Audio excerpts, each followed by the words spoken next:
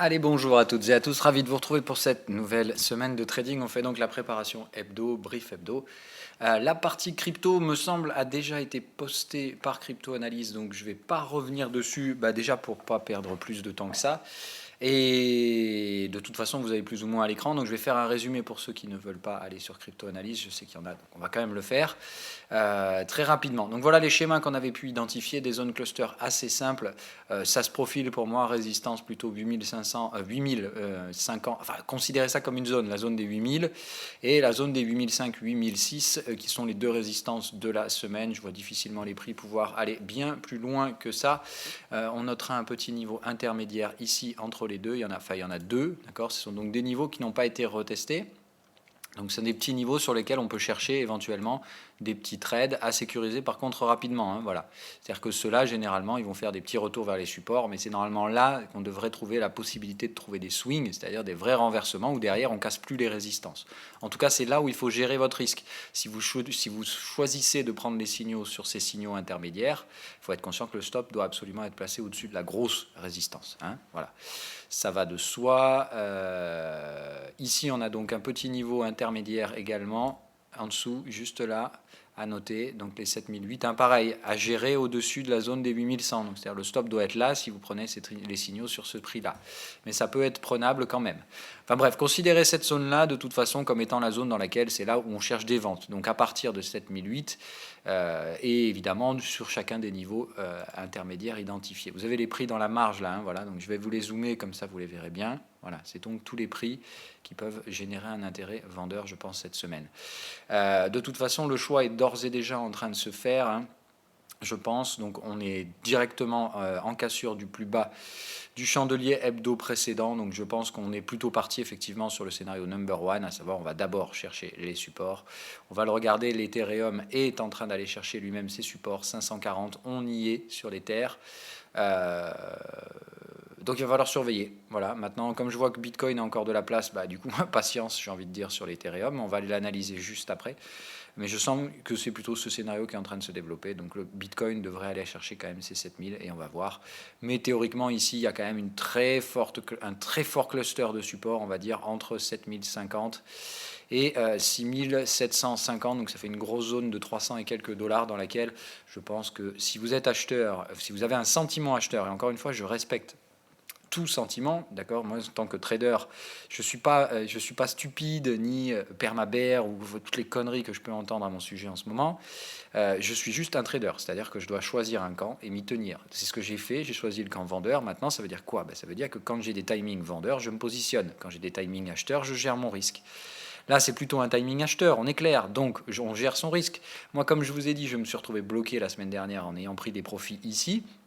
Donc je n'ai plus de vente, donc je n'ai rien à faire maintenant. On arrive sur le support, je ne vais pas acheter le support. Voilà. Donc ceux qui veulent acheter, vous le faites si vous voulez. Moi, j'attends évidemment cette zone-là dans la semaine. C'est-à-dire que probablement pour moi, tout le début de semaine va être inintéressant vu qu'on semble se diriger vers le chemin ici, c'est-à-dire plutôt une stabilisation au courant de la semaine. On teste le support, on cherche une résistance et on meurt entre les deux. Voilà. Donc il faut être conscient qu'on a constitué une nouvelle petite résistance intermédiaire ici, donc, puisqu'on ne vient pas la revisiter en début de semaine, c'est donc qu'ici il y a un signal résistant. On a bien un double bear, encore une fois. Donc là, on a bien un signal de résistance, donc attention à ce qu'on n'ajoute pas, évidemment. Moi, voilà, je vais laisser le début de semaine baisser. Je vais éviter de jouer une vente sur ce premier cluster vendeur, mais il va de soi que s'il y a un signal, je prendrai peut-être un trade quand même. On peut très bien, vous voyez, sur ce schéma, sur ce pattern en noir, le jouer en deux vagues, c'est-à-dire ici, faire ça, et puis dans ce cas-là, remonter derrière. Voilà. Et ça, c'est tout à fait envisageable comme schéma de faire ça. Vous voyez.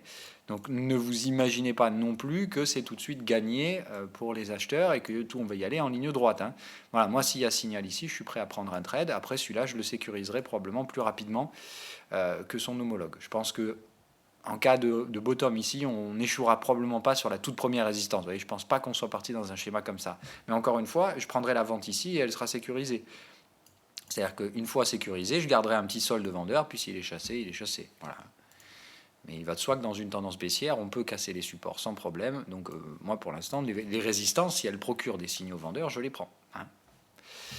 Voilà pour la partie Bitcoin. Donc pour la partie Ether, nous y voyons. Donc on est venu chercher précisément le bas de canal et les 500. On est même allé chercher les 519. Donc j'ai envie de dire quand même que sur la partie Ether, bon bah évidemment moi je n'achèterai pas un breakout, c'est-à-dire que là bah, soit j'attends qu'on travaille cette zone de prix assez rapidement et qu'on repasse au-dessus du niveau de breakout pour éventuellement jouer des petits achats d'Ether. Il va de soi que là avec un breakout baissier, ça peut vouloir dire plusieurs choses, mais ça peut aussi vouloir dire qu'on va sortir du canal par le bas. Et si c'est le cas, bah, j'ai envie de vous dire qu'il vaudra mieux pas être acheteur d'Ether dans cette zone-là. Ça voudrait dire qu'ici c'est une zone à breaker. Encore une fois, break, il faut que ça break quelque chose. Je vous l'ai toujours dit, c'est pas parce qu'il y a un signal break que c'est par magie. Comme, voilà, regardez, ici on break quelque chose, on break bien une oblique. Voilà. C'est-à-dire que là, il y a une cassure d'oblique très nette. C'est ça le niveau technique qui a été cédé par le marché. Ça veut dire que ce niveau technique devient ensuite résistant, tout simplement. Là, on casse quoi? Il n'y a rien à casser ici. Donc la seule chose qu'on est en train de casser et qu'on pourrait casser, c'est le canal. Et si ça se produit, j'ai envie de vous dire, effectivement, il vaut mieux pas être acheteur. Donc la target est là. Ça fait quand même un bon nombre d'informations qui sont plutôt en faveur d'une création de support ici. Maintenant, encore une fois, si vous achetez alors que tout est bear, vous ne respectez pas la stratégie. Donc là, c'est pas possible. Il faudrait au moins avoir un momentum haussier ici, pour avoir un petit sentiment de quoi que ce soit, que ce break a une des fortes chances d'être invalidé et d'être un break de range. Moi, pour l'instant, je vois un momentum baissier, un break baissier. Je vois juste un support, et en soi, dans une tendance baissière, un support, ça peut tout à fait céder. Donc je vous recommande certainement pas d'aller acheter des Ethers immédiatement. On est sur la zone qui avait été identifiée. Pour l'instant, il ne se passe rien. Il se passe surtout des signaux vendeurs. Donc, on ne fait rien en tant qu'acheteur. Vraiment, soyez prudent et patient. Ça peut sans problème aller plus bas, l'Ether, et si jamais on déborde ce support, ne soyez pas stupide à dire le prix doit réagir sur ce support, j'achète, je buy, je hold. Non, non. S'il n'y a pas de signe acheteur, on n'achète pas, point barre. Ou alors vous le faites, mais hors du cadre de la stratégie, il ne faudra pas pleurer derrière si vous vous prenez une grosse mandale. Voilà. Sur la partie indice altcoin, ça je l'ai traité là aussi, là-bas on est pareil en train de rechercher la zone d'achat. Maintenant il va de soi que pour l'instant, si vous achetez, ça s'appelle acheter à l'aveugle, complètement hors contexte de stratégie, il n'y a aucun signal qui invite à acheter, que ce soit sur Bitcoin, sur Ethereum ou sur l'indice crypto. Donc, patience. Sur la partie IOTA, j'ai envie de dire même chose, il n'y a pas de signaux. Alors là, par contre, si. Voilà. Là, il y a de l'exit, mais on manque encore de confirmation momentum. Donc je pense attendre. Moi, je vois bien cette zone support là qui m'intéresse, effectivement, sur la partie IOTA. On est... non, elle est déjà testée. Bon, c'est déjà testé, donc dans ce cas-là, ce serait peut-être un peu plus bas. Ça a été testé aussi. Allez, je vais noter ça. Petite zone support ici. Donc ça fait loin quand même, vous voyez, c'est-à-dire que dans un exit... la target, ouais, remarque, si on reporte ce cycle, donc voilà, encore une fois, anticipation. La sine wave ne l'a pas encore détecté comme étant cassé, ce cycle exit, mais si c'est le cas, il va faire ça, sine wave. Il va venir chercher le précédent cycle avec les clôtures, il va le reporter. Ça veut dire que tout ce qui se trouve là-dedans, ça reste du exit. Ça veut dire que toute confirmation momentum là-dedans est bonne à prendre. Ok. Pragmatique, encore une fois, alors ça, je ne sais pas trop ce que ça fout là, mais voilà. Donc on va le faire quand même, remettre les niveaux de retracement, mais on va les mettre bien, voilà. Hop et hop. Voilà. Donc ça veut dire qu'effectivement, ici, il y a un bon gros cluster d'informations techniques. Moi, je miserais bien effectivement sur celui-là, c'est-à-dire donc 1,21 à peu près, pour essayer et surveiller du IOTA. Il va de soi que là, maintenant, comme on est en exit, en cas de franchissement de résistance, même chose, ça m'intéresse. Donc là, moi, je veux voir 2 alertes sur IOTA, ici, et je vais dire là, dès qu'on casse ce support, parce que là, vous voyez, ce support a déjà été testé, c'est ce qu'on est venu rejeter ici. Donc on l'a travaillé, on revient chercher le support. Il y a de faibles chances que ça reparte à la hausse. Si ça repart à la hausse, tant mieux, mais je veux un franchissement de résistance pour le confirmer. Donc là, pour l'instant, on est plutôt dans un mouvement baissier. J'ai tendance à penser effectivement qu'on se dirige plutôt vers un mouvement bear. On est dans une 5 étendue, d'accord, on le voit bien. Donc il me semble que là, on a bien 1, 2, 3, 4, et il reste une 5, et elle peut tirer assez loin. Parce qu'on voit bien que dans notre sous-5, 1, 2, 3 font la même taille. Attention à ce qu'on ne se pète pas une 5 étendue, qui va dans ce cas-là chercher 161 de la 3. Donc vraiment, moi je vous dis, faites gaffe non plus avec IOTA, c'est pas forcément ultra bull cette histoire, et ça peut sans problème, voilà, dans ce cas-là, ça vous fait un nouveau plus bas. Voilà. Donc ici, il faut un signal. S'il n'y a pas de signal, c'est out. Voilà. Donc vraiment à surveiller ce truc-là. Moi, je pars du principe que l'ensemble du marché crypto là est en train de montrer des signaux de très faible, enfin de très forte pression vendeuse avec de très faibles soutiens acheteurs sur un support qui est un peu le support de la dernière chance. Si ce support cède, ça tombe en ligne droite sur l'ensemble des cryptos, hein. Voilà, et ça sera absolument pas anormal. Tendance baissière, cassure de support, ça fait partie du jeu, hein. Voilà. Donc vous aviez été prévenu depuis un bon moment. Il va de soi que maintenant les éléments graphiques sont bien plus en faveur de mes scénarios, hein. C'était pas le cas évidemment quand les prix montaient et que je vendais, tout le monde pouvait m'appeler, enfin, tout le monde pouvait me prendre pour un imbécile. Maintenant que j'avais raison, que les prix baissent, voilà, c'est beaucoup plus difficile de dire que je suis un imbécile. Donc faites attention. Il est possible effectivement qu'on s'attaque au support. Moi, en tout cas, je vois pas de contre-indication technique à ce que ça se passe. Je vois bien ici ce support de la dernière chance. Soit ici, on va juste légèrement plus bas, effectivement, et c'est ce support-là qui tient. Mais voilà, il est possible, effectivement, quand même qu'on trouve une zone support. Voilà, dans ce cas-là, ici. Ou là, oui, voilà, effectivement, sur le point bas, ça me semble intéressant. On est sur un 61 de report. Ça pourrait donner voilà, une zone de prix assez intéressante. Ça, on voit qu'on a déjà tout coté. Donc, il reste que la partie basse du support. Et il me semble que là-dedans, ça peut être envisageable. Donc, si vous voulez acheter du IOTA, évidemment, condition de signal, pas de trade, hein. Très important, ça. Mais on est bien dans un exit. Il manque une confirmation momentum. C'est-à-dire que si ça vient, ça déclenche du momentum.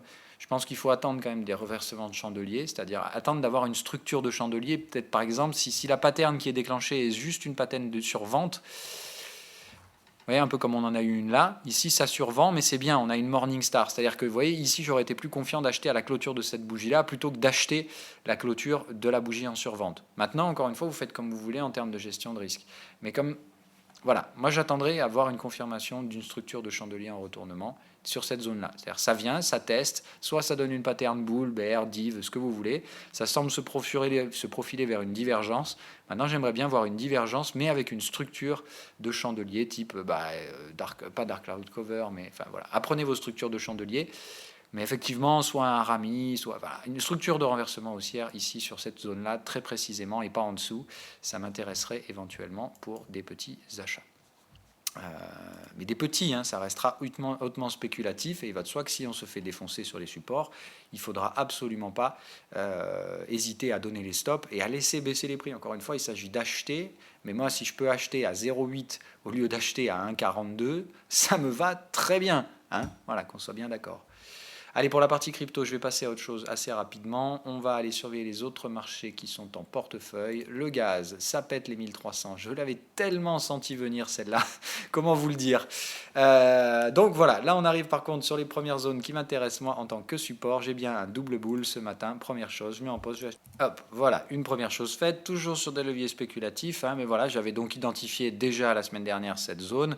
Je reste patient, hein, pour l'instant il n'y a pas de nécessité à ce que ce soit tout de suite ultra boule, mais j'avais prévu d'acheter cette zone, on est dessus, j'ai bien un double signal confirmé sur les bougies précédentes, hein. Alors sur la bougie en cours, donc maintenant il lui reste 27 minutes, hein, donc j'aimerais bien qu'effectivement elle clôture avec une mèche basse, mais là on est plus ou moins pas mal pour ma part, donc je reste ici donc sur un achat sur le gold.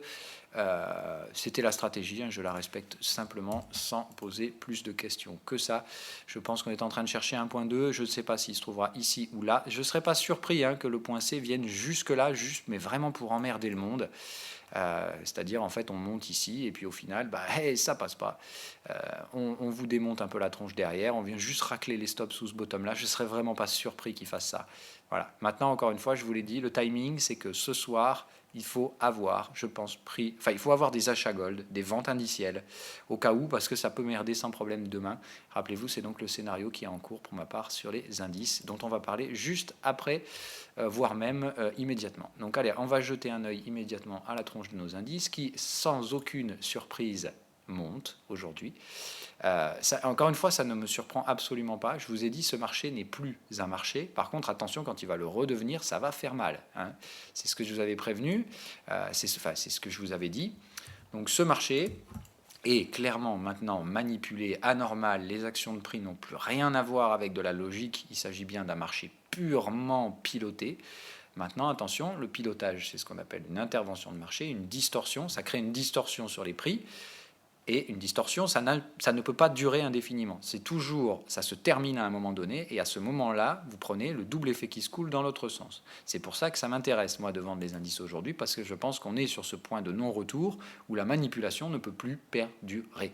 Et où malheureusement, vous allez vous prendre la double claque dans la gueule, c'est-à-dire l'élastique du slip qui craque, et ça fait mal, et évidemment tous ceux qui se sont amusés à acheter vont devoir sortir, et tout le monde va faire la même chose en même temps. Donc évidemment, mouvement de prix très directionnel à attendre derrière.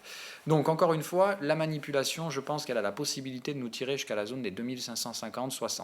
C'est ici que je me positionnerai avec du levier, et je vous ai dit, je ne vais pas faire semblant sur ce truc-là, je vais prendre le maximum de risques que je m'autorise dans ma stratégie de trading, c'est-à-dire 5% sur le VIX, et je vais probablement risquer 2% aussi sur le S&P 500. Donc c'est un scénario qui me coûtera évidemment assez cher si je me fais démonter la tronche, mais par contre je peux vous dire que je vais faire mon rendement de l'année, qui est déjà une bonne année, et je vais en faire une année exceptionnelle si jamais ce scénario-là devait déclencher. Donc on va voir, hein, mais voilà, donc je reste sur mon cluster, achat de gold, vente d'indices, achat de VIX, dans le cas où évidemment la volatilité va se faire démonter la tronche. Et évidemment tout le monde suivra derrière, et vous aurez donc un réajustement immédiat des portefeuilles vers les zones de risque, c'est-à-dire achat de métaux précieux, achat d'yens, enfin voilà, toutes ces choses-là ont déjà commencé à se mettre en place, on le voit bien. Maintenant il reste qu'une seule chose qui ne réagit pas, c'est les actions, et autant vous dire, c'est dû à la manipulation du VIX, et quand elle sera terminée, les actions vont se prendre une grosse claque. Alors je dis vont, et c'est très affirmatif comme scénario, encore une fois, parce que je suis un trader, et mon job c'est de me projeter. Maintenant, je n'ai pas une boule de cristal, et je ne serais pas surpris si je devais me planter et annuler ce scénario. Ça me ferait chier, mais c'est comme ça. Donc voilà, hein, attention à ne pas mélanger des propos qui sont liés à une conviction personnelle avec des affirmations. Je ne sais pas ce que vont faire les prix. Tout ce que je sais, par contre, c'est que ici, c'est très intéressant de se positionner vendeur. Qu'en termes de respect de la stratégie, c'est-à-dire de pure spéculation, ça fonctionne clairement très très bien dans cette zone de prix. Voilà. Entre ce qui se positionne ici et la résistance. Il va de soi que là, pour moi, tout ce qui est cassure de support, maintenant je rentre. Hein. Voilà. Si le S&P 500 vient là, ça veut dire que le VIX ne tient plus ses résistances, ça veut dire qu'il faut y aller. Hein. Voilà. Mais je pense que ça peut nous tirer un petit peu plus haut pour, encore une fois, une raison stupide, qui est qu'il y a des mecs qui vendent fortement la volatilité, et que dans ce cas-là, les actionnaires ne vendent pas leurs actions, percevant ceci comme un signal acheteur, alors que ça n'en est pas du tout un. C'est juste une pure distorsion de marché. Hein. C'est-à-dire qu'aujourd'hui, imaginez-vous qu'un marché comme le VIX, qui est signalé comme étant un marché très faiblement liquide, et dangereusement faiblement liquide, permet de piloter tout ce qui se passe sur le S&P 500, qui représente 85% de la capitalisation américaine, enfin des capitalisations américaines en dollars. Donc c'est complètement fou. Vous avez un marché peu liquide qui est à la base de toutes les stratégies de trading mises en place actuellement sur l'indice le plus liquide du monde. C'est complètement débile. Voilà, il y a une énorme distorsion de marché. Évidemment, je vous dis, ça catalysera probablement des mouvements d'une quinzaine de pourcents derrière. Hein. Voilà. Simplement à la mesure de la connerie qui est en place en ce moment. Sur les indices européens, on va donc jeter un coup d'œil. Alors le CAC 40, je m'étonnerais quand même qu'on franchisse des résistances. Mais voilà, hein, donc on latéralise, on prépare une vague 2. Moi, il me semble qu'ici, donc on a bien eu une vague 1. Là, on fait une vague 2 à plat. Il me semble qu'on est même d'ores et déjà mature pour des ventes à nouveau ce matin en zone euro. On voit bien, hein, vague 1. Ici, une structure ABC en correctrice étendue. Je pense qu'on est d'ores et déjà reparti pour des scénarios vendeurs. Moi, je vais aller renforcer donc mes scénarios européens ou pas, je ne suis pas sûr, pas certain. Je constate donc avec grand plaisir que le FTSE ce matin n'est pas au rendez-vous des achats, ce qui veut dire que mon GBP, voilà, doit enfin marquer son bottom, et c'est pas pour me déplaire. Donc voilà, double bottom sur le GBP USD à venir. J'attends la cassure de résistance, je veux la voir absolument. Ici, on a bien une pattern, double achat. Je veux la voir se matérialiser sur les prix. Obligatoirement, il faut remonter là-haut. Ça reste un trade spéculatif tant qu'on est sous les 1,3460. Il va de soi que dès qu'on revient chercher la vraie grosse résistance, qui est en fait le précédent support, pour moi, le trade sera validé, le double bottom sera activé, et on repassera très rapidement, je pense, au-dessus de ces résistances. Maintenant, le GBP, attention, il faut aussi que le momentum repasse positif, c'est-à-dire qu'on arrive à repasser enfin sur des valeurs supérieures à 0, et il faut qu'on dépasse absolument ce prix-là, ce niveau sur le momentum et sur le prix, c'est-à-dire venir là et back. Voilà, il faut venir assez rapidement, revenir donc chercher les fameux 1,3460. Tant que ce n'est pas fait, il ne faut pas crier victoire, c'est-à-dire rester sur des leviers spéculatifs. Pour moi, ce n'est qu'à partir des 1,3460 qu'on peut considérer des renforts sur la partie GBP. Mais ça s'oriente bien, et on voit bien que sur la partie indicielle, ça se voit également, puisqu'on a ce matin un FTSE baissier, alors que l'Eurostoxx est acheté. Donc, ça me va très bien. Hein, voilà. Sur la partie euro-yen, ça retrace un petit peu. On a donc atteint les objectifs la semaine dernière, mais je pense qu'on est franchement qu'au début de la Bérésina. Donc il va de soi, l'euro-yen, même chose, des renforts à venir dès le début de semaine. On n'a pas encore la confirmation momentum. Je pense qu'on peut aller légèrement plus haut. Maintenant, on est bien sous résistance. Je ne vois pas ce qui nous empêchera de sortir de ce canal pour venir chercher les zones target.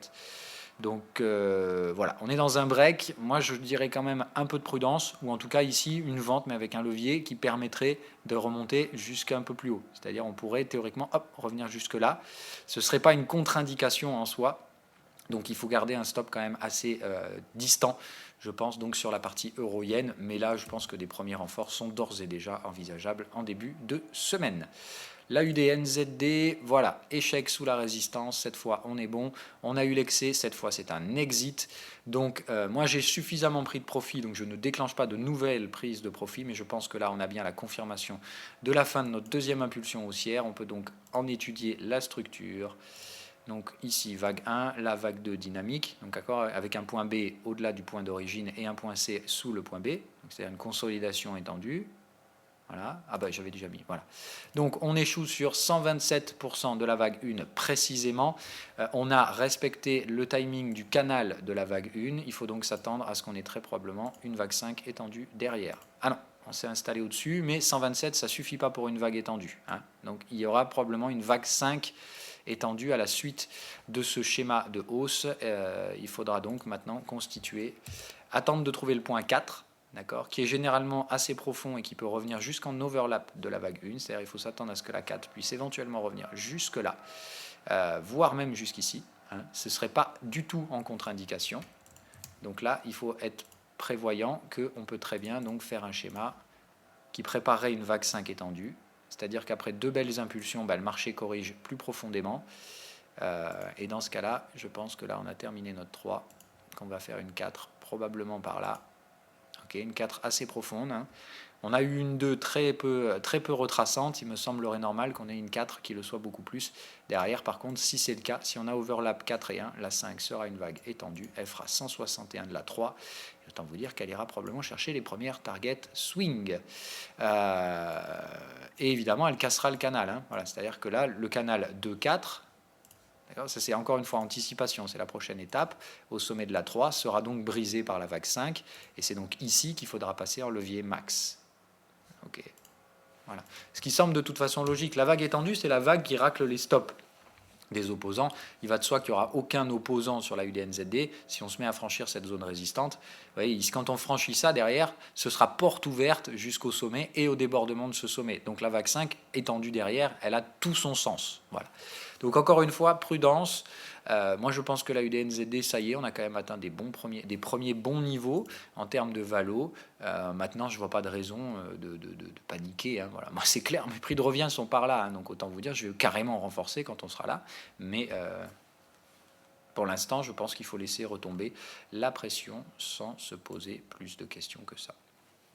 Hop, je note évidemment aussi ce petit cluster, c'est-à-dire que si je prends le point bas jusqu'à ici, je vois qu'en termes de retracement, on a déjà bien un beau test du 23 ici. Il me semble totalement logique qu'on aille chercher le 38, voire le 50. C'est-à-dire que pour moi, les deux prix à jouer avec des entrées sur la UDNZD se trouvent là. Voilà, c'est-à-dire soit on ne fait pas exactement l'overlap, on se contente de 38% de retracement, soit ici, effectivement, on a une structure de vente qui n'est pas terminée et on peut jouer dans ce cas-là une poursuite jusqu'à 1,073 pour l'overlap vague 1.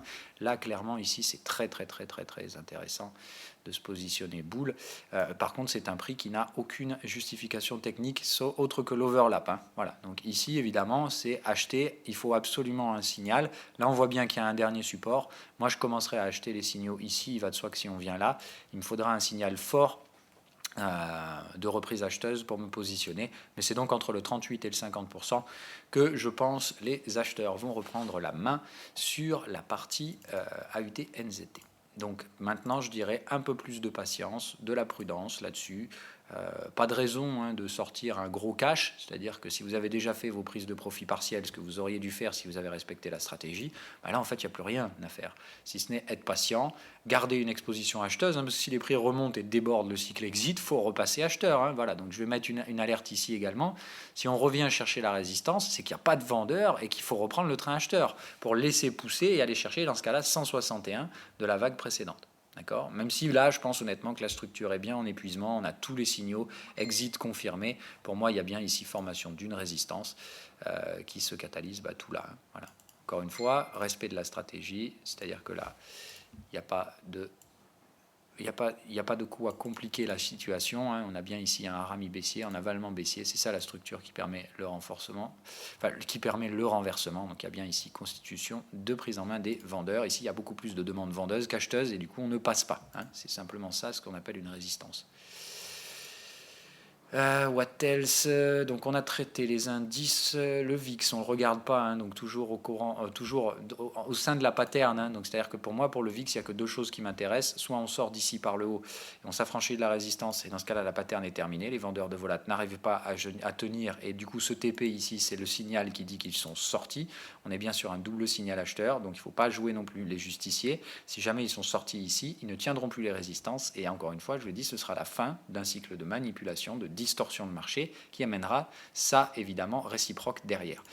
L'autre option, c'est qu'ils ont toujours la main, ils continuent de vendre, ça permet aux indices de monter, on vient chercher les zones complètement débiles de non-retour. À 11,3, autant vous dire que le VIX est complètement irrationnel et que, évidemment, à ce stade-là, tout petit pétard aura des conséquences quasi nucléaires. Voilà. Donc, il faut être conscient que là, maintenant, la moindre chose qui va dérailler, si le VIX est à 11, ce sera voilà, la moindre petite phrase de Donald Trump ou de qui que ce soit aura un effet explosif, en sachant qu'on a un énorme catalyseur à proximité. Je vous dis, de toute façon, la volatilité sera nécessairement de retour, et évidemment, comme elle a été manipulée, ça se fera forcément dans le sens d'une hausse de la volate et probablement d'une forte baisse sur les indices.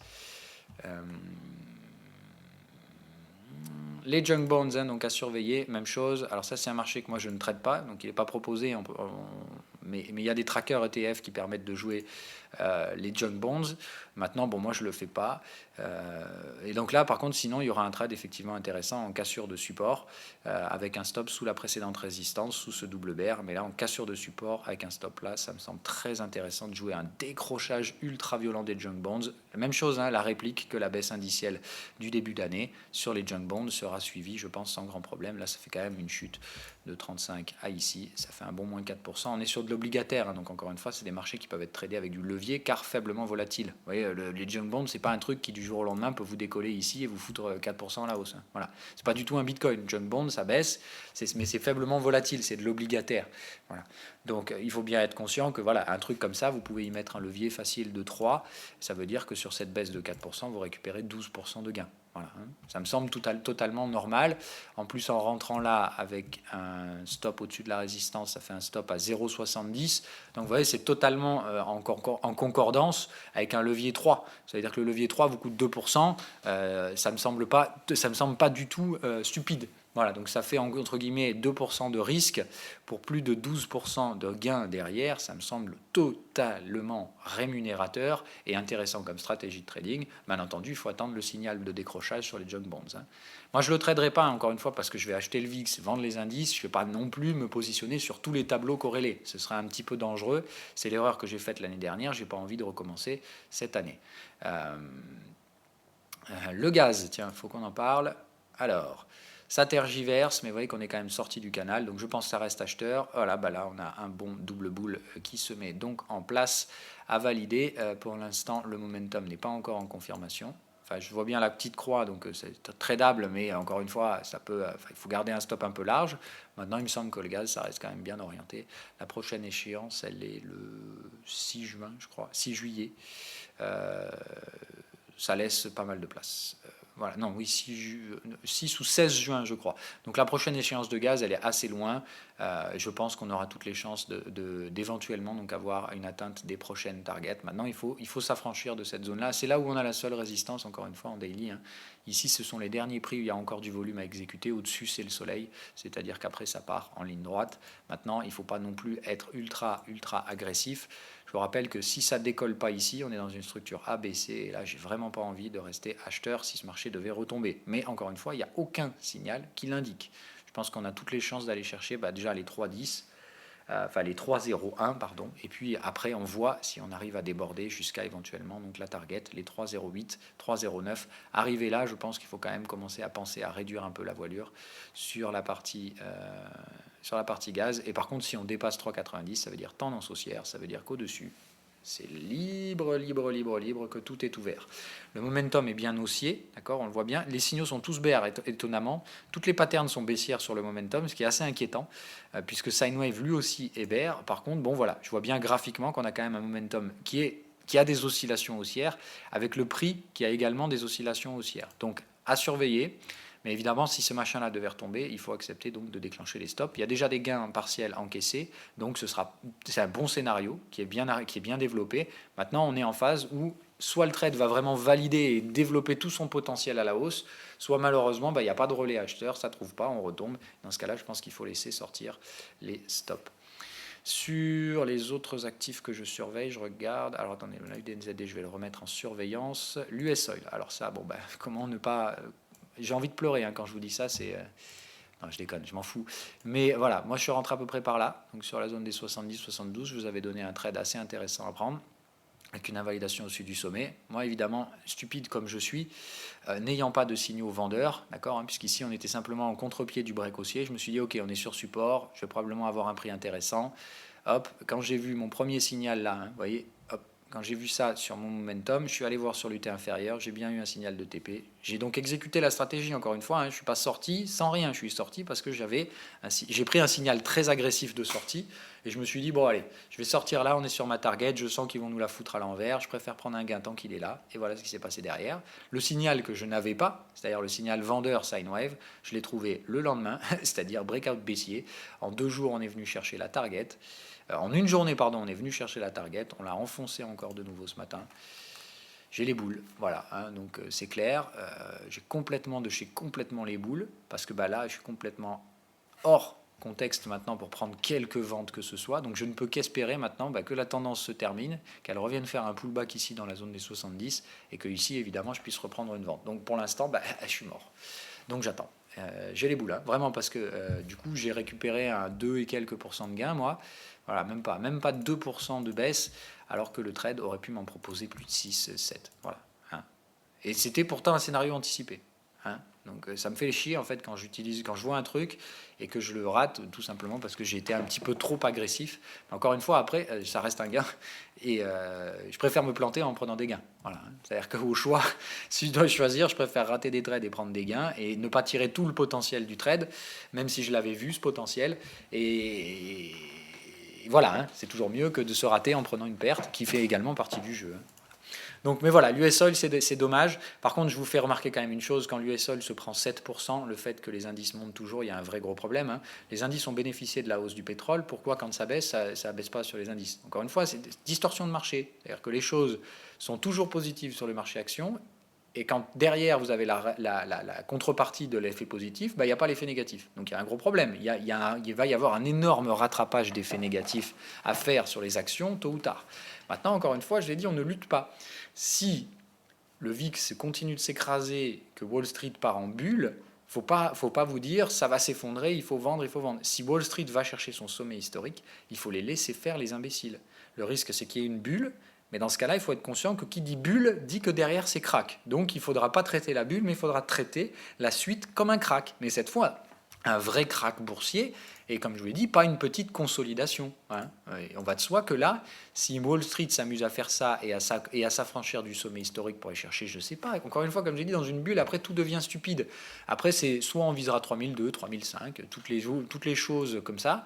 Il va de soi que derrière, dès qu'on retrouve le sommet, on ne s'arrêtera plus à 2004 cette fois. La vente qui pourrait se faire à 3002 ou 3005, elle nous amène à 1006 derrière. Ça veut dire divisé par 2. Là, c'est un vrai crack de marché sur lequel on se lance derrière. Hein. Donc, encore une fois, ayez juste des schémas dans votre tête. Je ne sais pas ce qui va se passer. Je ne lis pas l'avenir, je n'ai pas de boule de cristal. J'ai juste des scénarios qui vont se déclencher en fonction de ce que les prix me donneront. Pour l'instant, les signaux sont verts, donc je vends. Maintenant, si on les déborde et qu'on va chercher le sommet, ça montre qu'il y a juste plus de vendeurs malgré les signaux vendeurs. Ça veut dire qu'on aura très fortement, une très forte probabilité d'aller installer quoi? Une tendance haussière, donc une bulle, puisque ça n'est pas suivi par la macroéconomie, et derrière, ça se finira très mal.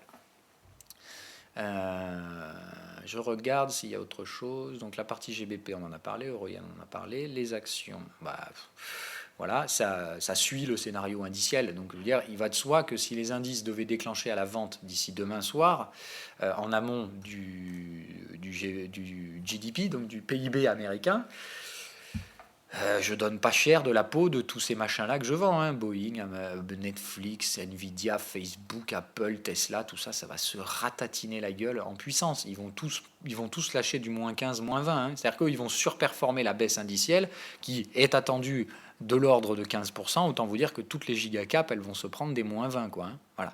Et ce sera encore une fois totalement normal. Je préfère vous le dire et j'insiste bien là-dessus. Vous prenez par exemple un Facebook, vous lui enlevez 20% de sa capi. Ça, voilà, même pas, regardez, Facebook, voilà, vous lui enlevez 20% de la capi ici. Bon, je pense Facebook, ça fera partie des trucs qui chuteront plus, hein, qui viendront chercher ce support majeur. C'est-à-dire Facebook, théoriquement, c'est du 30% de baisse. On va dire à la mini, voilà, sur le target qui a été identifié, mais c'est vraiment un minimum. Ça fait 23% de baisse. Encore une fois, regardez sur quel niveau ça nous ramène. Ça nous ramène mi-2017. Est-ce que ça vous paraît énorme et cataclysmique en termes de renversement de situation de vapeur? Pas du tout. Ça installe ni la valeur en tendance baissière, ni rien du tout. Ça la ramène juste sur des niveaux techniques bien plus bien plus normaux et rationnels que ce qu'on a actuellement. Donc, en fait, c'est juste un retour à la normale. Si Facebook perd 25%, vous en entendrez parler tous les jours. Ce sera genre, oh mon Dieu, fin du monde, on vend les grosses capitalisations. Wall Street part en bear market. Que dalle. Il faudra probablement en acheter derrière du Facebook. Mais encore une fois, chacun son timing. Hein. Ne regardez pas les news économiques, c'est bourré de conneries. Par contre, évidemment, regardez ce que vous donnent les graphiques et toutes ces choses-là. Mais vous voyez, toutes ces capitalisations, vous leur enlevez 20, 25, 30%, elles restent très chères, enfin, elles restent chères, elles restent haussières, et surtout, elles reviennent juste sur des niveaux de prix plus rationnels. Donc, je pense que la prudence est de rigueur. Waouh, voilà, hein, Nvidia, quand même, je veux quand même pas vous la faire méchant, regardez-moi quand même ça en weekly, ce que ça donnait la semaine passée. Hein. Voilà. Ça, c'est ce qu'on appelle... Alors, il n'y a pas clôture sous le plus bas, donc c'est pas non plus un avalement baissier qu'on a eu... Alors, pardon, c'était sur les semaines passées. Mais vous voyez, on vient chercher le sommet historique, mèche haute, la semaine suivante, mèche basse. Ça, c'est un harami baissier. Et là, évidemment, on l'a confirmé la semaine passée, la semaine dernière, par une cassure du chandelier. Donc là, il faut être conscient que c'est bear. Hein. Cette semaine, normalement, sur Nvidia, ça chute.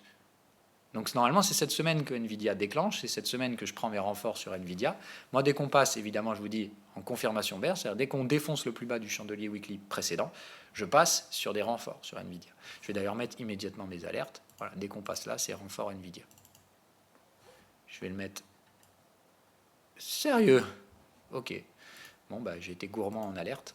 Je vais mettre en... Hop, voilà. Donc, j'ai fait un peu de place dans les alertes.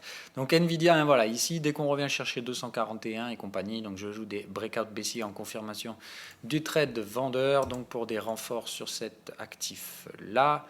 Apple aussi, je pense qu'il va y avoir des renforts à faire cette semaine. On va surveiller les niveaux techniques qui pourraient conditionner ça. Donc vous voyez, hein, hop, regardez, hop, ça vient là. Par contre, on garde un momentum acheteur pour l'instant sur Apple. Je m'attends donc à une petite poussée peut-être en début de semaine. Donc ça pourrait être utilisé comme relais acheteur pour faire monter un peu les indices. Apple, en plus, vu sa pondération dans les indices, ça ne m'étonnerait pas que ce soit la méthode utilisée par les vendeurs de vol pour faire monter les capis boursières. Donc par contre ici, après game over, hein, vous voyez que tant qu'on échoue là-dessous, moi ce que je veux maintenant, c'est avoir une pattern baissière sur le momentum ou une structure de renversement. Ça, c'est pas une structure de renversement de chandelier, donc je m'attends à une petite poursuite en début de semaine, probablement en fait pour aller chercher ce petit canal temporaire. Vous voyez, partant des deux bottoms, reporté au sommet, ça nous fait ici. Normalement d'ailleurs, en plus quand on fait ça, on ne prend pas les clôtures. Voilà, c'est-à-dire que normalement, hop, voilà, comme il s'agit d'une structure de conso. Rappelez-vous, ce sera donc petit contenu éducatif du jour. Quand vous dessinez les canaux chartistes, alors moi en plus à l'époque j'utilisais ça, c'est-à-dire que j'utilisais le canal Fibonacci. Alors c'est... Putain, celui-là, il faut le trouver là, je crois. C'est... Fibonacci Channel, voilà. Donc moi, ça, c'est la méthode que j'utilise quand il s'agit de trouver un canal dans une structure de consolidation, hein, on est bien d'accord. C'est-à-dire que là, on parle d'une chose totalement différente à tracer des canaux de tendance qu'on fait quand on fait de l'héliotisme. Hein. Là, je parle de structure consolidante. C'est-à-dire quand on fait des canaux consolidants, des ABC. D'accord ? Là, on est bien dans une structure ABC. On a bien l'impulsion haussière, le point B et le point C. D'accord ? C'est-à-dire ça constitue l'ending diagonal qu'on a ici. D'accord ? On a bien des structures A, B, C, on corrige, A, B, C, on corrige, A, B, C, et on termine. D'accord ? Et normalement, on ne doit pas venir chercher cette chose-là. On doit échouer avant. Et on a ici en plus la target du break sine wave qui, pour moi, est la limite. C'est-à-dire que c'est là, au-dessus de ça, on arrête d'essayer de vendre Apple. Par contre, ici, ça va probablement échouer, mais ce qu'on voit, c'est qu'on est sur le niveau technique, mais qu'il n'y a pas de confirmation momentum. Je m'attends à ce qu'on ait donc un prix qui fasse POC, juste une bonne grosse mèche au-dessus. Le lendemain, ça réintègre et on se casse la gueule. Donc moi, j'attends, et on va aller le faire ensemble. On va aller en 2 heures, en fait. Comme ça, je vous fais la construction du scénario de A à Z. Je pense qu'il faut s'attendre quand même à une petite poussée haussière, même si là, on a un double bear. Est-ce qu'on est allé plus haut? Non. Donc je pense qu'il faut quand même aller un peu plus haut que ce truc-là. On va donc essayer d'attendre. Moi, pour ma part, je vais attendre que ça monte et que ça réintègre. C'est-à-dire que je veux cassure haussière, puis recassure baissière du même niveau, c'est-à-dire celui-là, les 189,95. Sinon, je veux une cassure de support. Tant qu'on ne casse pas un support ou tant qu'on n'a pas fait cet excès puis réintégration, je pense qu'il est trop dangereux de se positionner. C'est-à-dire qu'en fait, se positionner ici, soit vous positionnez maintenant, mais où est-ce qu'on met le stop? En sachant qu'il peut y avoir un excès haussier. Donc moi, j'attends que l'excès haussier soit fait, puis invalidé. Là, comme ça, je saurais où mettre mon stop et je pourrais y aller avec beaucoup plus de conviction. Maintenant, il va de soi que si on s'amuse à péter les supports, je rentre également. Hein, voilà. Vous le savez, sur Apple, j'ai fait qu'une seule chose. Quand j'ai vu qu'on se dirigeait vers le sommet historique, j'ai réduit les leviers. J'ai écarté mes stops, mais je reste vendeur. Pour moi, Apple, ça va chuter, ce n'est qu'une question de timing. Donc pour moi, le timing, ici, on est en train d'atteindre des sommets de conneries sur la valorisation d'Apple, et ça va se payer cher. Maintenant, il va falloir attendre, encore une fois. Pour l'instant, les investisseurs veulent acheter de la merde, on va les laisser les faire. Maintenant, moi, je veux leur vendre ma merde, et s'ils veulent l'acheter, il n'y a pas de problème. C'est-à-dire que pour vendre du Apple, il faut attendre d'être sûr qu'on n'est pas tout seul à essayer de vendre ce truc-là.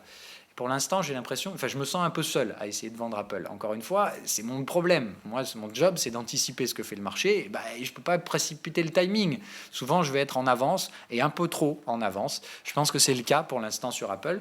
Mais puis, je vous dis, plus on avance, plus l'heure tourne sur la montre et malheureusement, plus les risques sont grandissants, plus les acheteurs vont se faire rares, plus je vais avoir raison sur mes timings spéculatifs. Mais encore une fois, ça n'empêche que quand même Apple, je parle de vente depuis ces zones-là. Hein, donc il est clair que vous voyez qu'en termes de timing, ils me l'ont quand même bien mise profonde celle-là. Hein. C'est-à-dire qu'Apple, même si je veux les vendre depuis la mi-2017, ça monte toujours. Maintenant, vous voyez qu'on n'est pas to the moon non plus. Hein. Voilà.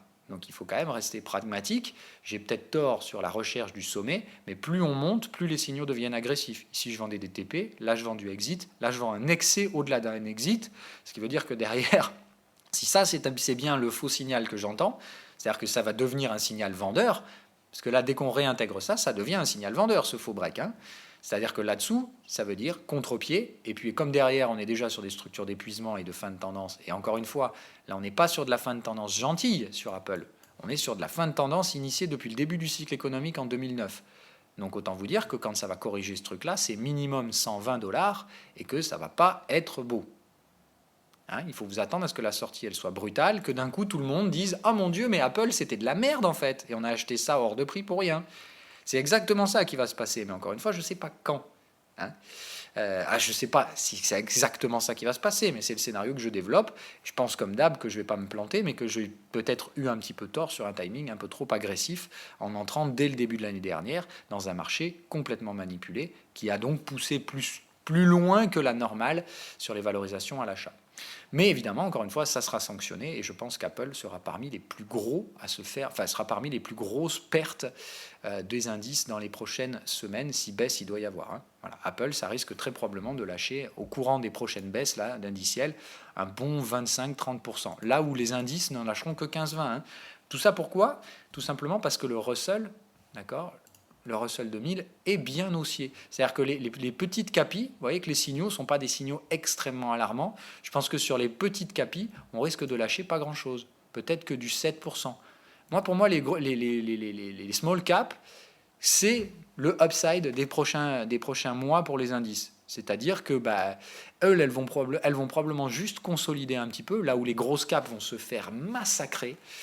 Et par contre, évidemment, derrière, tout le monde pourra remonter. On aura des grosses caps sur des prix assez intéressants pour des cycles haussiers. Moi, je reste encore une fois persuadé du fait qu'on n'est pas sur une fin de tendance haussière. On est sur on n'a pas trouvé le sommet des indices encore. On est sur le moment où on se pose des questions et où on revient vers les supports majeurs pour montrer qu'on est bien au bout des tendances. Mais on ira probablement faire un nouveau sommet l'année prochaine. Je reste encore persuadé de ce schéma-là, qu'il y a encore des achats à faire sur les indices et sur les actions, mais que par contre ces achats ne peuvent se faire que 20 à 25% plus bas sur les grosses capis. Donc ça laisse un énorme appel d'air sous les pieds, et je trouve ça complètement stupide d'aller acheter de l'indice, là en ce moment. Voilà.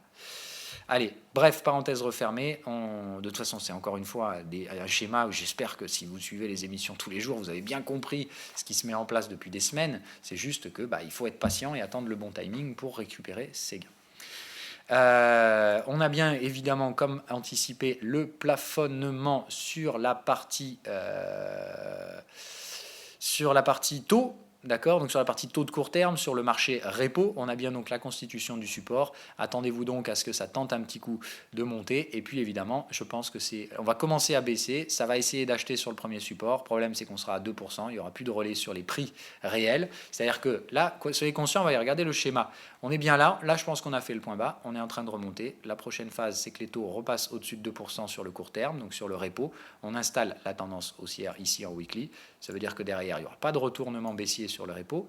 Vous allez bien vous attendre à ce que la prochaine fois, là, ça fait paf, là, la prochaine fois, et ça va se positionner où? Quand est-ce que les gens font monter les taux repo? Sur les supports. Donc il faut vous dire un truc, c'est que le S&P, là, en gros, dès qu'il revient vers son support, les taux repo explosent. Du coup, c'est pas intéressant de spéculer. Personne n'utilise le repo pour acheter les actions. Ça s'effondre. Vraiment, il faut considérer ça comme ça. Il y a eu un petit schéma, entre guillemets, de pseudo-Ponzi sur le financement à court terme spéculatif. Maintenant, il va de soi que c'est plus rentable. Voilà. Vous allez avoir un repo à 2% pour des espérances de gain qui sont inférieures à 2%. Vous ne pouvez pas vous financer avec un coût supérieur à votre espérance de gain. Donc, tout simplement, il n'y aura plus de spéculation sur les supports. Ils vont céder les uns après les autres. Moi, c'est comme ça que je le vois. Maintenant, encore une fois, patience, mais tous les signaux sont là. Je veux dire, là, le mec qui achète des indices en ce moment, mais waouh, il est showtime. Parce que tous les signaux sont verts. Tout est vert, le prix est baissier, le momentum va probablement l'être également. Et voilà, on attend juste le déclencheur. Maintenant, une fois que ça va déclencher, il faut être conscient que tout le monde va rentrer. Ici, il n'y avait que les spéculateurs qui pouvaient récupérer cette vague-là. Là, je peux vous dire que tous les suiveurs de tendance vont en profiter de celle-là. Donc, il n'y aura vraiment, probablement, aucun pullback. Allez, bye bye, bon week-end, je vous dis n'importe quoi, bonne semaine de trading, soyez patients, soyez prudents, les taux consolident, vous avez bien vu le schéma, donc attention par contre, ah oui voilà, ça et on en parle immédiatement, voilà, c'est mon schéma de la semaine, je rachète des taux européens à 10 ans sur le Bund allemand, donc je vends des Bund à qui veut bien en acheter. Moi je vous le dis à 0,40, c'est de l'or en barre de vendre de l'obligataire à ceux qui veulent bien l'acheter à ce prix-là. Je vous rappelle, là par contre il s'agit d'un trade fondamental. On se dirige probablement vers la fin du QE en septembre, malgré ce que les investisseurs aimeraient bien entendre. Le son de cloche est assez net à la BCE. C'est probablement donc en septembre qu'on s'arrête sur le QE. Autant vous dire que arrêt du QE, ça veut dire arrêt d'achat des Bund par la BCE. Arrêt d'achat des Bund par la BCE. Je peux vous dire que derrière, il n'y a pas grand monde qui va acheter du taux allemand à 0,44 avec une économie à bout de souffle. C'est plutôt proche du 1 à 1,5% qu'on devrait retrouver le Bund donc en septembre. Voilà, encore une fois, je vous dis, l'horloge tourne, les distorsions de marché, le QE est une distorsion de marché, se termine toujours un jour, et évidemment, derrière, ça se recorrèle. Donc, il y a la réalité physique du marché, qui pour moi se situe plutôt à 1,5% sur des taux à 10 ans en zone européenne, enfin, sur le leader européen.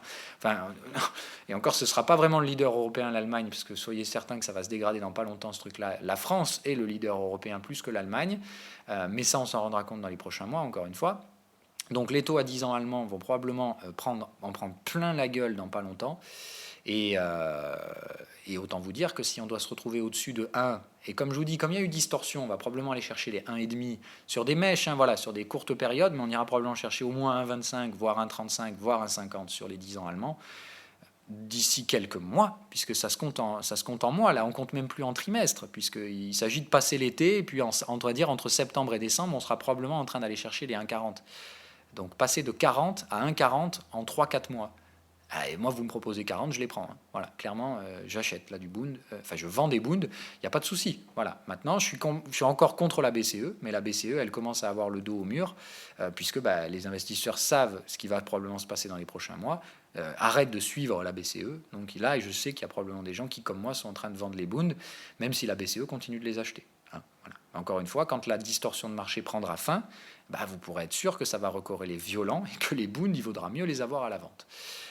Donc patience, mais moi pour ma part, je pense qu'on n'ira pas plus bas que les 0,40. Donc je les ai achetés la semaine passée sans aucun signal. Encore une fois, là je prends un trade hautement risqué, donc je n'ai pas mis de levier.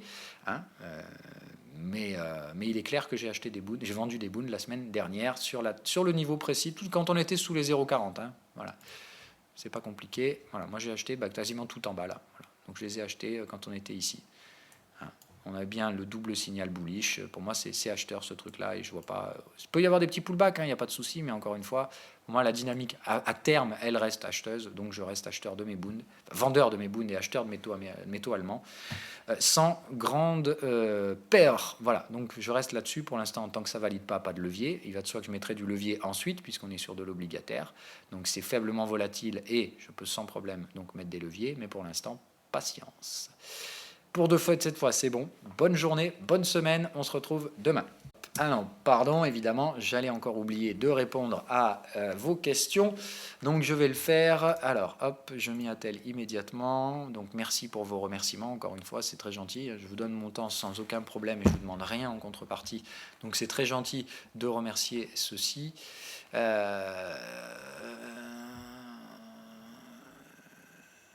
L'éventail Fibo, tiens, c'est vrai que je ne l'utilise plus trop, ça un jour il faudra peut-être qu'on refasse un cours technique là-dessus. C'est très intéressant l'éventail Fibo. Donc effectivement, on pourra reparler de l'éventail Fibo, ça fait partie des choses que j'ai utilisées dans le passé dans mes cadres techniques. Et je vous le rappelle encore une fois, je sais que ça perturbe les gens que je change souvent de cadre technique. Mais on s'en fout. Voilà, encore une fois, c'est qu'une des 3 étapes dans la stratégie. Ma stratégie, elle n'a pas changé depuis 4 ans. Hein. Vous pouvez regarder, il y en a qui se sont amusés à regarder mes vieilles vidéos. Vous pouvez le faire, hein. Il y a 4 ans, j'utilisais la même chose, Sine Wave, Momentum, pour déclencher mes trades, point barre. J'utilisais des cadres techniques différents. J'en ai testé des centaines de cadres techniques. Par contre, ma stratégie n'a jamais bougé. Alors, une question de bankroll management à laquelle je n'ai pas trouvé de réponse. Dans ta stratégie, tu autorises un max drawdown de 2,5 par trade. Combien de positions ouvertes autorises-tu? Quel est ton max drawdown sur la totalité du compte en cumulant donc tous tes stops? Je n'en sais rien. C'est-à-dire, je n'ai pas de max drawdown sur les stratégies globales du compte, mais il faut être conscient que de toute façon, oui, en général, j'ai pas plus d'une quinzaine de trades ouverts. Enfin, on va dire une quinzaine d'actifs en portefeuille à un instant T. Et souvent, en plus, je fais ce qu'on appelle un balance portfolio en anglais. Je répartis, voilà, je fais une répartition stratégique du portefeuille. Après, elle est souvent orientée, comme là, par exemple, elle est clairement orientée risque, ce qui fait que si jamais le marché va vers des détentes de risque, je vais me faire défoncer, je vais prendre des pertes, mais je vais aussi prendre des gains. Hein. Il y a quand même des actifs qui procureront des gains, je pense, même si le marché m'invalide. C'est-à-dire que tout ne sera jamais négatif. Sinon, c'est que j'ai une très mauvaise gestion du portefeuille et évidemment, je ne fais pas ça. Voilà. Des erreurs, j'en fais toujours, comme l'année dernière où j'ai été un peu trop agressif sur les ventes indicielles et ça m'a valu une belle perte. Mais c'est tout. Voilà. Hors de ça.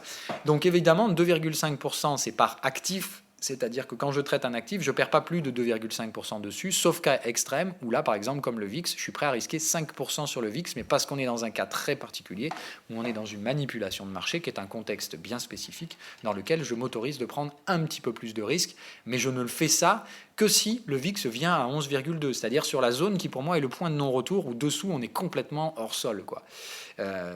Mais je ne le fais que dans ces conditions-là. Si le scénario VIX, on devait le briser par le haut, c'est-à-dire si le VIX devait céder aujourd'hui pour une raison X ou Y, les vendeurs de volat n'arrivent pas à installer leur manipulation et ça pète au nord, je ne foutrais pas 5% de risque sur le VIX. D'accord ? Les 5% de risque, pour moi, ils ne se font que dans cette petite zone-là, parce qu'ici, on est vraiment complètement hors sol en termes de conneries de pricing dans le marché.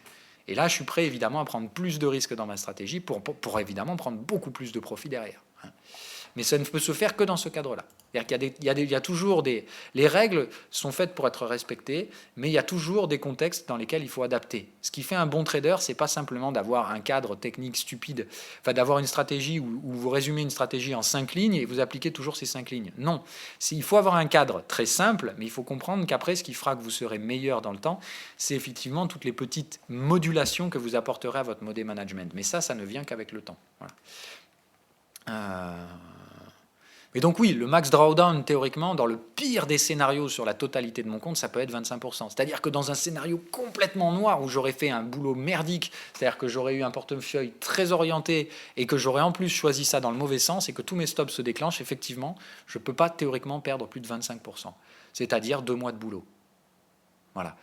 2-3 mois de boulot. C'est-à-dire un trimestre de boulot, normalement, grand maxi, un scénario le plus noir que je peux subir aujourd'hui m'effacerait un trimestre de gain. Donc voilà, effectivement, tu vois, normalement, j'ai pas de risque sur ma stabilité financière. J'ai pas peur, si tu veux, demain d'être en banqueroute. Je sais que ça paraît un peu prétentieux de dire ça, que je risque plus parce qu'on risque toujours théoriquement dans le marché. Mais si tu veux, dans la stratégie actuelle, normalement, je peux plus rien perdre, moi, dans les marchés. Enfin, je peux pas y laisser mon compte. Montre pas tes gains, ceci est mon simple avis. Il y en a qui passent des vidéos à vanter leurs gains. Moi, je fais pas ça. Alors, je sais pas à quoi tu fais référence. Moi, jamais je vous donne mes gains en euros. Je vous donne toujours mes gains en pourcentage. Voilà. Parce que ça veut dire quelque chose. Les gains en euros, c'est pour vendre du rêve, vendre de la Maserati et compagnie. Enfin voilà, non, moi c'est pas du tout mon genre. Alors ça peut m'arriver de temps en temps de sortir un peu des cadres, et effectivement des fois je sors un peu des règles, mais normalement en règle générale, je suis pas du tout du genre à vous vendre des gros gains en euros. Voilà. Et quand je vous parle de gros gains en pourcentage, je suis désolé, après c'est juste des gros gains en pourcentage. Mais c'est souvent associé à un risque qui est aussi non négligeable. Voilà. C'est-à-dire que si je vous annonce des gains qui peuvent aller de l'ordre de 15 à 20%, c'est que derrière, il y a un risque de 2 à 2,5% qui va avec. Et évidemment, il va de soi que si je me fais péter les 2,5, je n'irai pas pleurer. Voilà. Alors, divergence de RSI, divergence haussière du coup de RSI, j'imagine, sur les bitcoins. Voilà, je pense que tu as la réponse aujourd'hui par rapport à ça. On défonce tout ça. Et encore une fois, une divergence haussière n'a absolument aucun intérêt en trading si ce n'est pas dans un cycle acheteur. Et moi, je ne vois pas de divergence. On va en parler encore une fois. Alors, si tu me dis divergence, il va falloir me donner déjà un time frame, mais je pense sans problème savoir de quel time frame tu parles. Ça doit être le 4 heures, puisque c'est donc celui dont j'ai vu passer pas mal d'idées divergentes. Moi, je n'ai absolument rien. Ça, pour moi, c'est pas une divergence. Je préfère être clair avec toi, c'est pas une divergence. Rappelle-toi les règles qui conditionnent une divergence. Il faut que les deux sommets ou les deux creux traitent deux niveaux de prix, deux niveaux de support bien identifiés. Ici, non seulement il n'y a pas un seul support dans cette zone de prix, donc ça, ce n'est pas une divergence, c'est ce qu'on appelle un momentum baissier, point barre. Le momentum, il est en dessous de zéro, il n'a plus d'oscillation, c'est juste un momentum baissier, ça. Donc, ce n'est pas du tout une divergence, c'est juste un momentum bear. Voilà. Pour ça, il faudrait qu'ici, on ait un niveau de support, ce qui n'est pas le cas, et il faudrait qu'on ait un deuxième support ici, et qu'en fait, on teste le premier, on revienne chercher la résistance, puis qu'on aille tester le deuxième, et là, effectivement, il faudrait que les deux creux soient divergents pour qu'on appelle ça une divergence. Moi, j'appelle pas ça une divergence, j'appelle ça un attrape-couillon. Si vous voulez acheter ça, encore une fois, achetez-le, il n'y a pas de souci, mais déjà d'une, achetez sur un support, et le support, il est plus bas, et de deux, vous achetez une divergence qui ne conditionne en rien un renversement de tendance. La divergence, au mieux, quand elle est activée, elle ramène vers les résistances, et ensuite, soit la résistance est de nouveau vendue, et dans ce cas-là, on repart dans le sens de la tendance, soit effectivement la résistance est franchie, et on valide la divergence.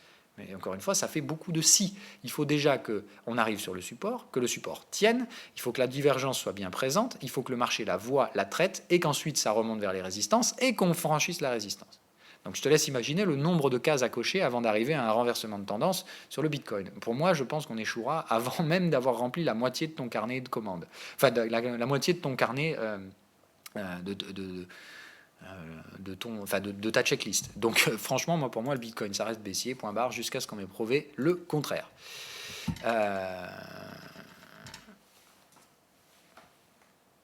Merci, pouvez-vous parler USD MXN? Ah oui, alors ça, il faudrait qu'on en parle.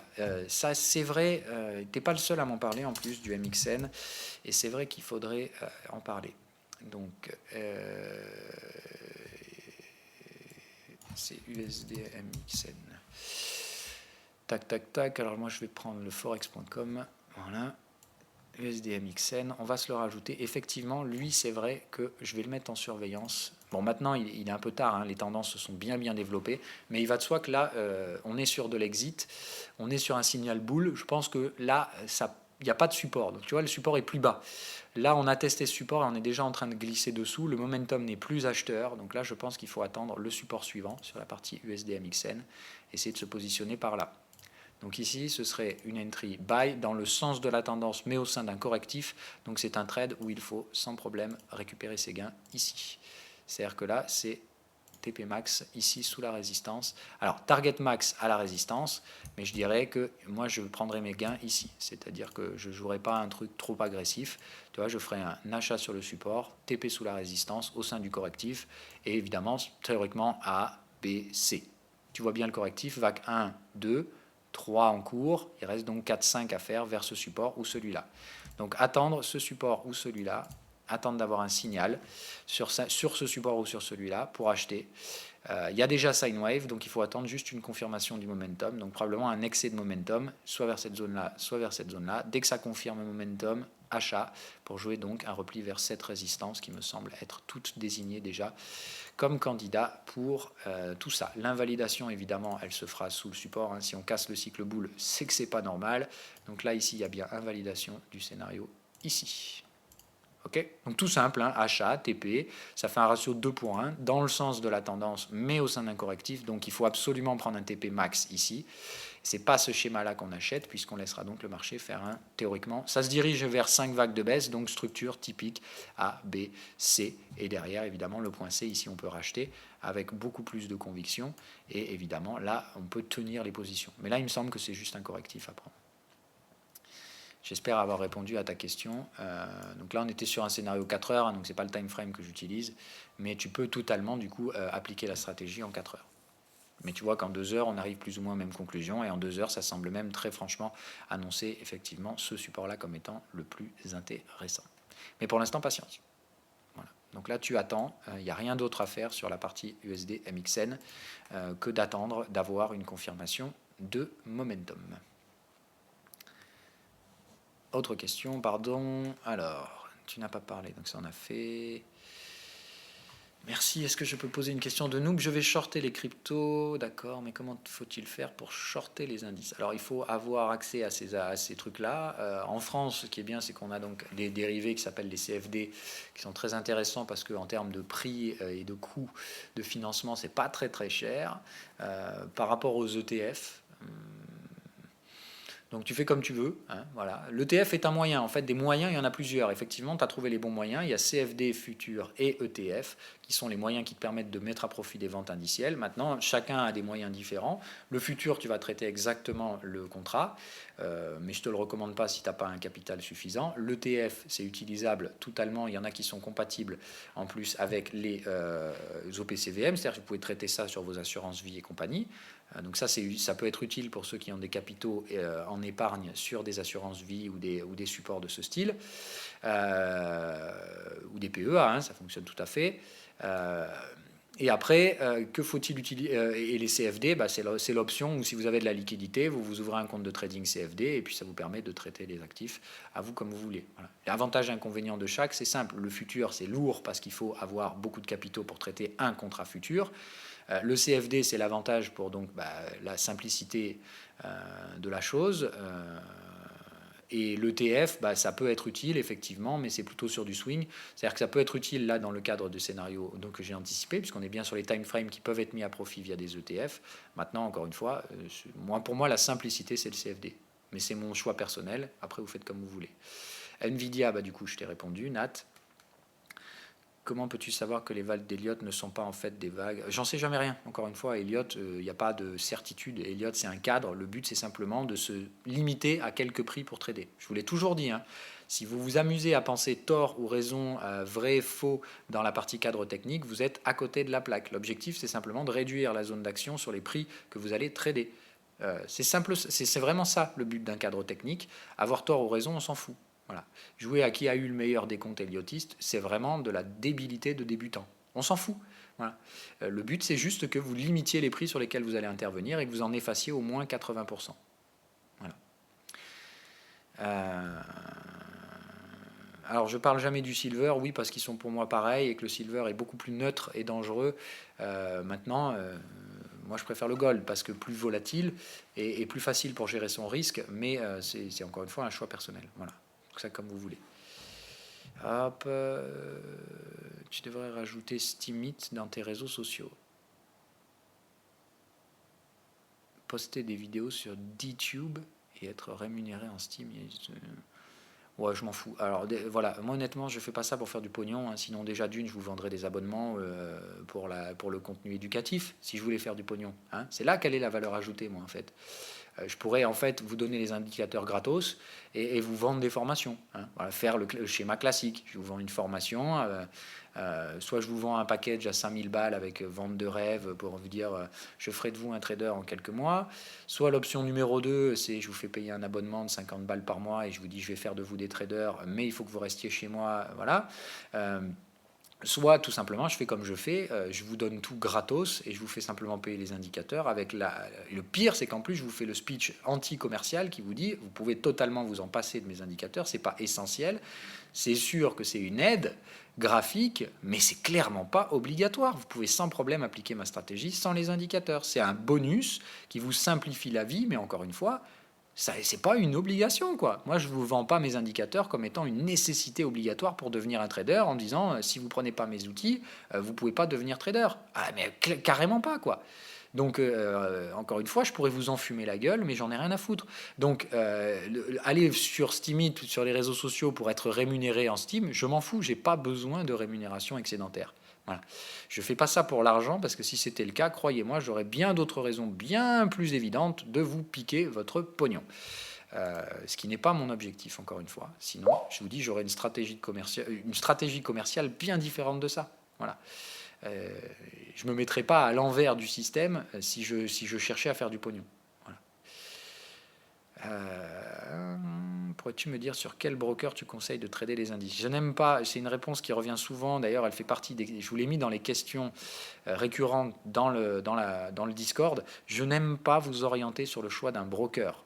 Moi, j'ai un positionnement par rapport à cette question, c'est que je vous dis chez qui je suis, vous en faites ce que vous voulez, mais je veux que vous alliez à chaque fois faire votre propre analyse de marché, c'est-à-dire que vous faites votre propre revue des différents brokers, vous allez là où votre cœur vous emmène. Maintenant, moi, je vous dis, je vais chez Active Trades, c'est mon choix, ça ne regarde que moi. Je ne suis pas affilié avec Active Trades, je leur dois rien, ils me doivent rien, et je ne souhaite pas vous envoyer chez eux plus que chez un autre broker. Ok ?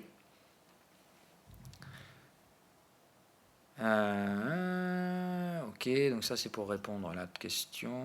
Putain, vous posez beaucoup de questions maintenant. Hein. Alors, penses-tu toujours que le Bitcoin s'effondrera entre 3000 et 5000 ? Oui. Merci pour les lourdes analyses. Alors ça fait 8 ans à peu près que je trade, j'ai appris tout seul. C'est des questions récurrentes. Alors on va en parler d'ailleurs. Voilà. Les questions que vous posez comme ça, encore une fois, moi je vous invite à venir dans le Discord dans un premier temps, parce que la plupart du temps, c'est ici que vous trouverez réponse à vos questions. Donc vous venez ici dans la partie Pro Indicators Support, donc en français. Là vous retrouvez donc tout le contenu éducatif, c'est là où je vous pose tous les trucs, tous les machins. Et derrière, vous avez des questions indicateurs, c'est-à-dire tout ce qui concerne les questions indicateurs, vous allez ici, dans les messages épinglés. Et c'est là où vous avez en fait toutes les questions habituelles que vous me posez. Vous voyez, par exemple, celle-là, je la reçois 10 fois par jour. Cannot compile script sur TradingView. Voilà, pof.